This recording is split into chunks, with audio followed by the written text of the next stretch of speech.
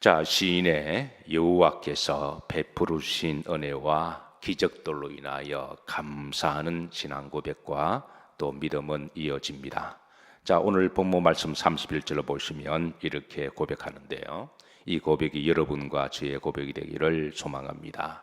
합독합니다. 여호와의 인자하심과 인생에게 행하신 기적으로 말미암아 그를 말이로다 찬송하리로다.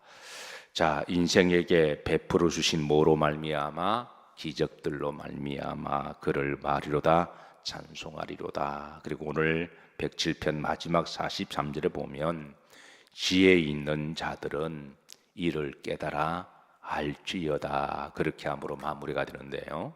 그래서 지혜 있는 자와 어리석은 자의 특징이 있다면, 지혜 있는 자들은 우리가 살아가면서 하나님이 인생에게 베풀어 주신 그 인자심과 기적들이 얼마나 많은 것을 알고 깨닫고 감사하며 하나님께 영광 올려드리며 사명 감당하는 삶인 줄로 믿습니다.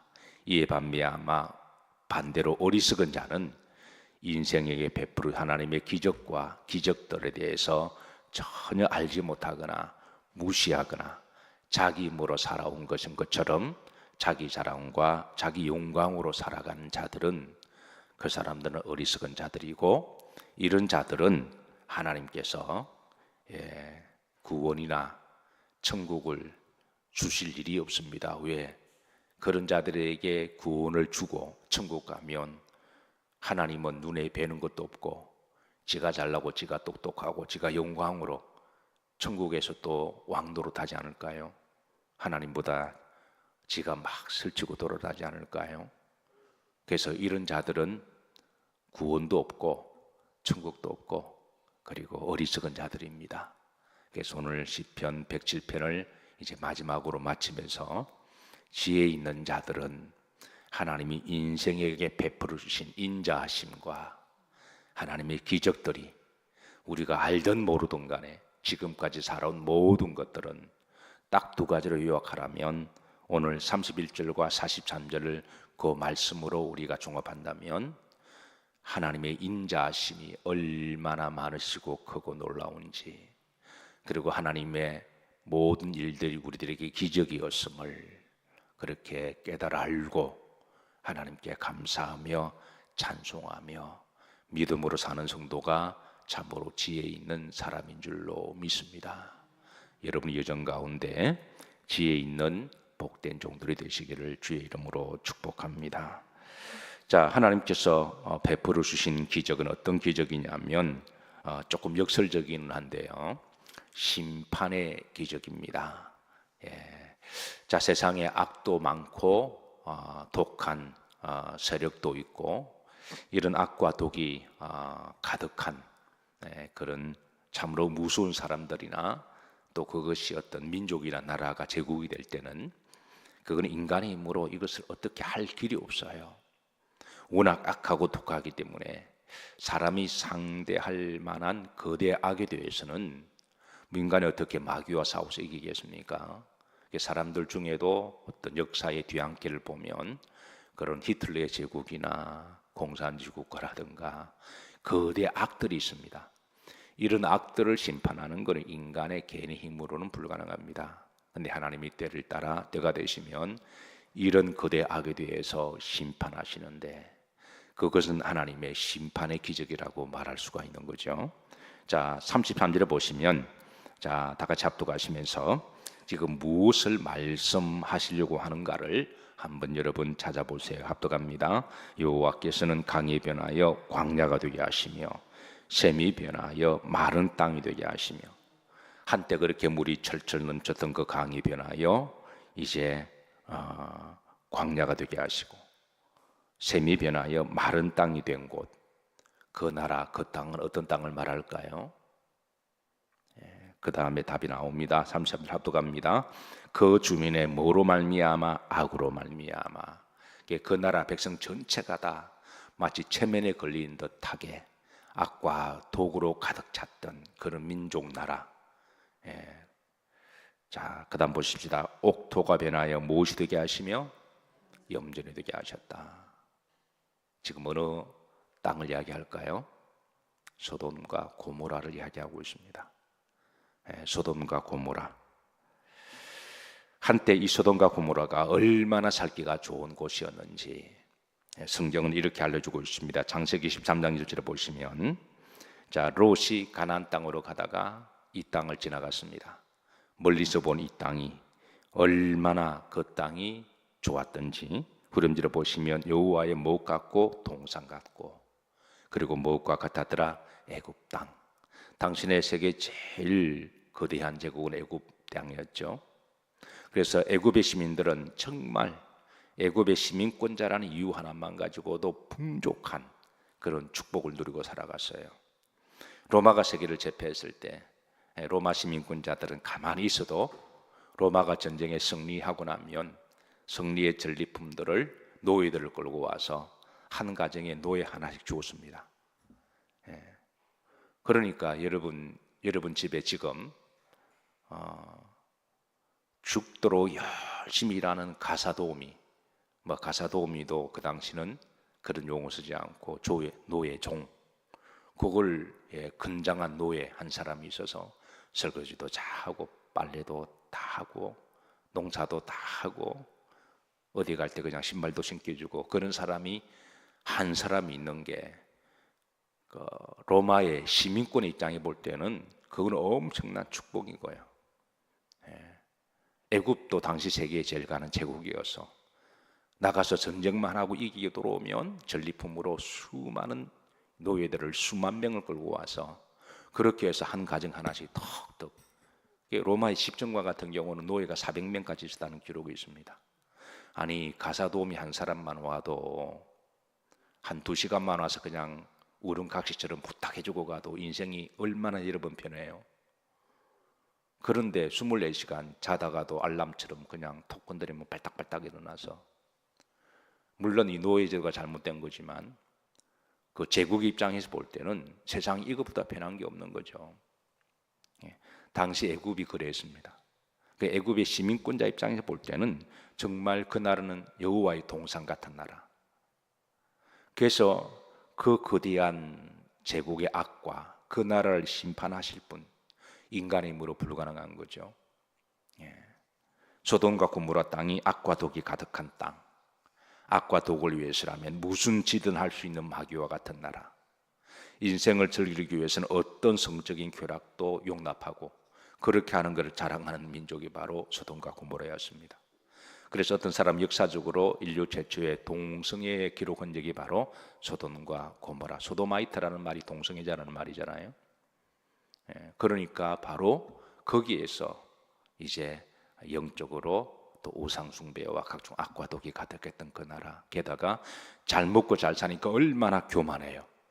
누가 우리를 심판하랴. 우상 숭배하면서 하나님이 그거를 가만히 지켜보고 있다가 하나님이 그렇게 살기 좋은 강이 광야가 되게 하시고 샘이 이제 마른 땅이 되게 하셔서 하나님이 심판하시고, 그렇게 풍요로운 땅이 풀 한 폭이 나지 않는 소금 땅이 되게 하시고, 이것이 바로 하나님의 역설적이지만 심판의 기적이라는 거예요. 자, 반대로 이제 35절입니다. 자, 광야가 된 땅, 마른 땅이 된 땅, 그런 땅이 오히려 또 못이 되게 하시고 샘물이 터져 나오게 하시고 비옥한 생명의 땅이 되게 하시는 이 하나님의 기적을 대조적으로 또 알려주시는데요. 35절에 보면 이 땅이 어느 땅인지 한번 여러분 읽으시면서 한번 가늠해 보세요. 합독합니다.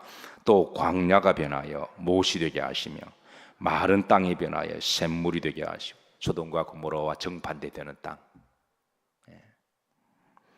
여러분, 이 땅이 어느 땅일까요? 바로 가나안 땅을 이야기합니다. 원래 소돔과 고모라 땅이 가나안 땅과 비교하면 소돔과 고모라 땅은 젖과 꿀이 흐르는 땅이었고, 가나안 땅은 그게 사람이 살 수 없는 메마른 땅이고 퍽퍽한 땅이고 하루 종일 가도 먼지만 펄펄 날리는 땅이고 소위 사람이 살만하지 못한 땅이었습니다. 그런데 하나님의 백성들이 그 땅에 들어가서 믿음으로 사니까 하나님의 백성들이 성실과 정직하게 손에 피가 나도록 열심히 땅을 개간하고 일을 하고 그리고 기도하고 예배드리니까 그 땅은 거룩한 땅이 되고 축복의 땅이 되고 이제 광야가 샘이 터져 나오는 땅이 되고 그리고 적과 허리는 복된 땅이 된 줄로 믿으시기를 주의 이름으로 축복합니다. 자, 35절에 보시면 자, 그 땅이 어떻게 변하느냐 하면 광야에서 못이 생기는, 또 샘물이 터져 나오고 그리고 세 번째 사람이 살만한 곳이 되고 36절입니다.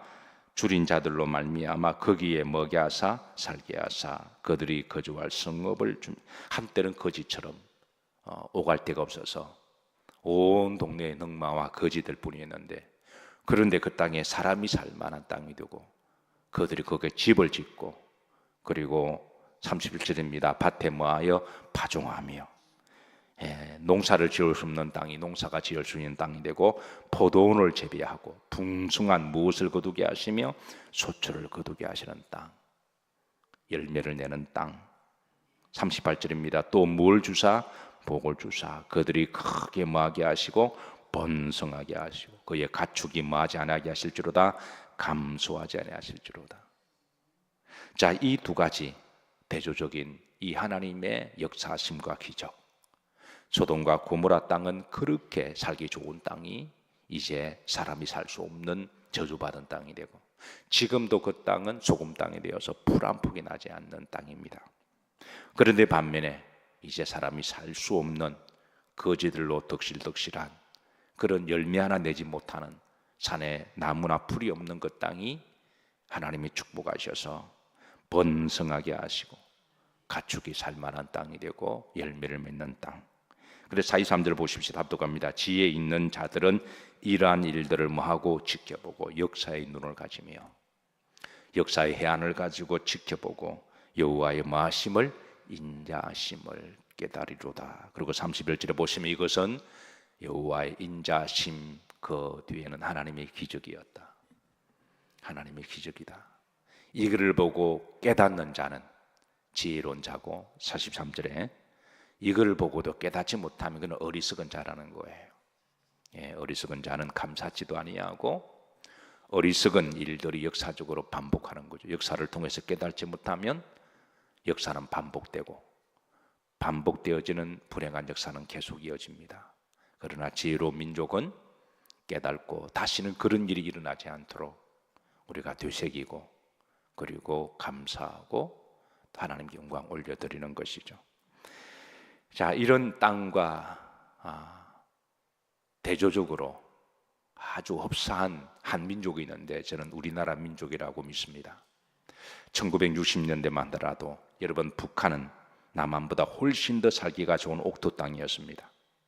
당시 북한의 땅은 비옥한 땅이라 그랬습니다. 특별히 평양에 있는 그 평야, 넓은 그 평양에 있는 평야들이 심한 뿌리에도 곡식을 맺는 땅이었고요. 재령평야, 연백평야, 황해평야, 북한에 있는 평야들은요 남한의 평야들과 비교할 바 없는 아주 비옥한 땅이었습니다. 그는 땅은 그냥 씨만 그냥 가다가 뿌려도 그냥 열매 맺었다 그러고요. 저희 교회에서 이제 북에 사시다가 유교 때문에 내려오신 분이 계시는데요. 북에 계실 때는 아주 이렇게 뭐 만석지기로 사신 분이죠. 근데 그거 다 빼앗긴 거예요. 모든 재산을 어쩔 수 없이 그냥 몸뚱이 하나 들고 내려왔는데 그래서 남한에서 또 열심히 공부하셔서 또 이렇게 좋은 대학도 나오시고 그래서 이제 성공하긴 하셨지만 그러나 늘 고향에 대한 그리움, 통일되면 돌아가야지라고 하는 그런 마음으로 늘 북쪽을 쳐다보시고 그래서 60년대, 50년대 하더라도 그 북한의 땅이 얼마나 그때는 뭐 보리밥이 없었다는 거예요. 보리밥이 뭔지 몰랐다는 거예요. 남한에 와서야 쌀밥을 못 먹고 보리밥만 먹었다라는 거죠. 그 당시에 북한은 살기가 좋은 땅이었고 개들도 쌀밥을 먹고 다녔다는 거죠. 산에는 숲이 우거졌고 지하 저원은 남한보다 훨씬 더 많았습니다. 그게 1950년대 말 60년대의 북한의 모습인데요. 그런데 지금은 평야들은 곡식을 내지 못하고 땅은 쩍쩍 갈라지고 산들은 벌거벗은이가 되고 북한의 산에 가면 사람들이 먹을 게 없으니까 다 그냥 촉은 먹피라는 말이 촉은 그 먹피라는 말이 있잖아요. 풀뿌리 나무 껍질, 산들이 다 벌거숭이가 돼가지고요. 나무 다 자라다가 그냥 그 불쏘시개로 쓰고, 그리고 그 칡뿌리 캐고 그러다 보니까 땅이 완전히 그냥, 그래서 저들이 지금 말합니다. 이거는 사람이 살 수 없는 땅이다. 저들이 말합니다. 죽음의 땅이다. 이에 변해서 1960년대 당시 남한의 땅은 사람이 살 수 없는 땅이었어요. 죽음의 땅이었습니다. 그때 미군들이 우리나라 들어와서 아이들이 온 동네 거지들이 덕시들거리니까 자기들이 먹는 전투식량 가지고 초콜릿도 주고 과자도 주고, 그렇게 해서 그 초콜릿을 먹던 그런 추억들이 우리들에게 있습니다. 김미 초콜릿이 뭔지도 모르면서, 김미라는 말이 뭔지도 모르면서 그냥 본능적으로 그 차들이, 미군 차들이 그냥 그렇게 막 달리면 그 뒤에서 메인이 막 뿜어 나오고요. 그 어린애들이 그 위험한 차를 따라다니고 차가 갑자기 있으면 그 어떡하려고 그러는지, 그때 그냥 그 미군 병사들이 불쌍해서 그냥 초콜릿 막 던져주고 껌 던져주고 그거 하나 가지고 그냥 해맑게 웃고, 참 거지처럼 살았던 이 나라가, 그때 대한민국 땅은 곡식을 내지 못하고 산은 완전히 벌거벗음이었습니다. 지하 자원도 없었고요. 그런데 지금은 살이 남아 돌아가고 있습니다. 이 남아 도는 살을 어떻게 처리할 거냐? 이 남아 도는 살을, 산은 우거져서 정글처럼 되었습니다. 북한에서 탈북한 사람들이 남한에 와서 제일 먼저 충격받는 것은 산들이라는 거예요. 자기들이 본 산들은 다 나무 한 풀이 없는 그런 광야 같은 그런 산인데, 남한에 오니까 완전 정글 같은 걸 보고, 야, 그때는 지하 자원이 없었습니다. 그런데 지금은 우리나라의 지하 자원보다 더 놀라운 인재의 자원들이 넘치고 있습니다. 요즘은 대학 나온 것 가지고 어디 가서 말도 못해요. 그건 기본이고, 석사, 박사학위도 어디 가서 자랑도 못하는 시대가 되었습니다. 분명한 것은 하나님이 대한민국을 축복하셨어요. 이것들을 깨달아 아는 사람이 지혜로운 자들입니다. 그리고 그 축복이 이면에는 백성들의 성실함과 땀 흘리는 노력이 있었고, 교회들마다 눈물의 기도가 있었습니다. 참으로 대한민국의 축복 기적이었고, 그 기적의 이면에는 하나님의 역사가 있습니다. 우리 모두가 다 공감하지만 우리는 애국가를 부를 때마다 가슴 벅찬 감동이 있는 부분이 있습니다. 하나님이 보아사 우리나라 만세. 아무리 하나님 역사를 지우려고 하는, 영적으로 하나님을 대적하는 이들이 그 애국가 가사를 빼려고 해도 애국가 가사가 바꾸지 않는 이상은 뺄 수가 없는 거잖아요. 그러니까 하나님이 빼도 박도 못하게 애국가 가사에 딱 집어넣으신 거예요. 그런데 어떤 이들은 그게 어떤 세력이든 간에 하나님 대신 하나님으로 바꾸가지고요. 아니 원래 가사가 하나님이거든요, 원 가사가. 근데 하느님이라 그래가지고 그 하늘에는 뭐 귀신도 있고 뭐 우상도 있으니까 그러니까 이런 식으로 왜곡을 하는. 그러나 아무리 그래도 여러분 애국가 가사는 하나님이 딱 받게 만드셔서 이거 어떻게 바꿔요 이게. 그러니까 하나님을 대적하는 이들은 아마 애국가를 안 부르고 딴 거 부르잖아요. 그러니까 우리 그리스도인들은 애국가를 열심히 부르셔야 돼요. 그것도 하느님이 아니라 뭐라고요? 하나님으로 해야 돼요. 하나님이 우리나라 보아사 우리나라 뭐라고요? 만세가 돼. 이거를 43절 보십시다. 이걸 지혜 있는 자는 이러한 일들을 지켜보고 여호와 인자하신 말이로다. 이걸 깨달으면 그리고 감사하며 이걸 잊지 아니하고 하나님의 인자하심입니다. 하나님의 축복이십니다. 하나님의 기적과 인자하심은 성경책에 있는 가나안 땅에만 해당되는 게 아니라 역사와 시간을 초월하시고 주관하시는 우리나라에도 이 일을 행하셨고, 이런 미국의 축복도 그렇잖아요. 미국 역사를 훑어보면 하나님이 함께 하셔서 세계 제일 가는 나라, 영국도 그렇고요, 독일도 그렇습니다. 다 못 사는 나라였습니다. 프랑스도 그렇고요.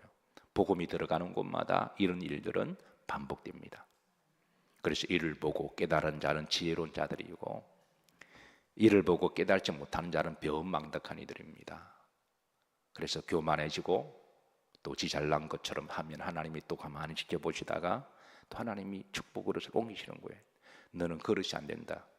너는 장자의 그릇이 안 된다. 한동안 주워 보시다가 그릇이 안 되면 옮기시는 거예요. 그러나 이를 깨닫고 지금까지 하나님의 은혜였습니다. 성실과 정직함은 기본입니다. 성실과 정직하게 살아도 여러분 고생하고 사는 사람들이 많이 있어요. 성실과 정직함 가지고 내가 내 힘, 내 지혜 자꾸 자랑하면 그건 어리석은 사람들입니다. 세상 살아가는데 성실과 정직은 그냥 기본으로 깔고 들어가는 거예요. 우리가 습기다시 먹으면 밑반찬 그냥 깔고 나오듯이 이거는 기본인 거죠. 하나님이 도와주셔야 됩니다. 그래서 이거를 깨달아 아는 자들이 지혜로운 자들이고요. 하나님이 그런 이들의 믿음을 보시고 감사하는 이들에게 감사를 더 주시고 하나님께 기적임을 알고 하나님께 영광 올려드리고 찬송하는 이들은 하나님은 계속해서 돌보아 주시고 그 계속해서 돌보아 주시는 게 우리를 구원하시는 거잖아요. 우리를 천국으로 인도하시는 거잖아요.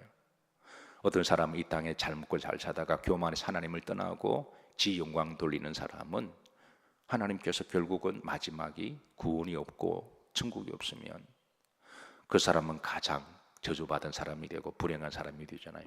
지옥에서 영원토록 멸망당할 것인데, 그래서 우리 인생에게 가장 지혜로운 사람은 하나님이여 지금까지 인도하신 건 하나님의 인자하심이었습니다.